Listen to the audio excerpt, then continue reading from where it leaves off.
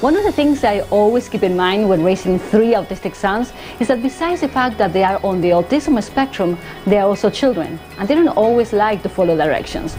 As a matter of fact, our youngest latest struggle has been getting him to brush his teeth without running around in circles to avoid doing it.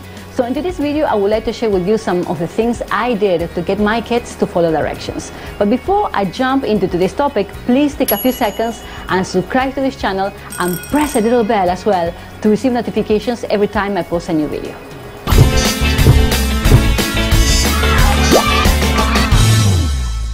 Hi, welcome to my channel. My name is Borde. I am an author, mom of 3 autistic children, and motivational speaker. And this channel is all about sharing with you practical tips and ideas that will empower you as a parent so you can help your child reach their full potential. And the question of the day is, how in the world do I get my autistic children to follow directions? Number 1, since they were diagnosed as being on the autism spectrum, our approach to them has not changed. In other words, we taught them the importance of following directions, we taught them about people in authority, and of course the role of mom and dad at home.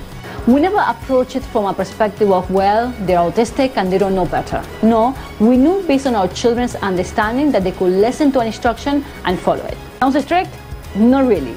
We keep in mind constantly that we are raising children to live in a society that expects all of us to follow the law and following directions if we are talking about a work environment. Having said that, keep in mind that every autistic child is different, as well as the level of understanding. So be very aware of this fact as you try to teach them. If your child is young, use games and songs that teach about following directions, and in this way they can dance a little bit, have fun, and learn.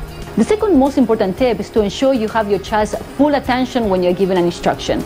This does not necessarily involve eye contact, because we know that a lot of autistic children do not make eye contact. But you know your son and daughter the best. So when you have your child's full attention, start by giving them a simple instruction that you know they can do. This instruction should be short and clear so there are no misunderstandings. The third tip I have for you is to ensure that you give one instruction at a time. You might feel tempted to give your child more than one because you might think what you're asking is not hard, but some autistic children struggle with sequencing and it can get very confusing to them. So stick with one instruction at a time, and when they have completed the task, you can now give them another one. Of course, do not forget to praise your child's efforts. This will also help them to gain some confidence and will encourage them to continue following directions. They say it is not what you say, but how you say it. So my fourth tip is to ensure your voice is calm and soft when you ask your child to do something. I know it is easier said than done, particularly during stressful days, but trust me, your tone of voice can make a huge difference in the outcome. If your tone of voice is angry, your child might freeze, or they might get unnecessarily anxious about the instruction you gave them, and they will not be able to follow through. So remain calm and positive.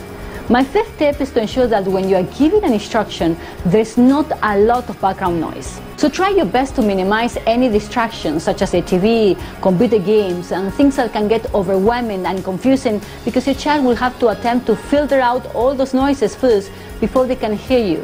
If they don't comply quickly, you might think they are not following directions when in fact they have not finished processing the information.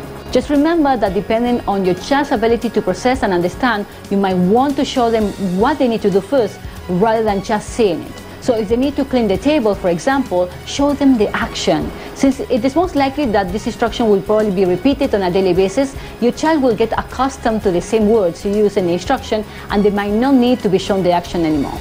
As you can see, as parents, we play a big role in getting our autistic children to follow directions, and I'm sure you have all the tips from your own personal experience that you would like to share with others. So don't be shy, please leave a comment in the section below. I love reading about you and your experiences.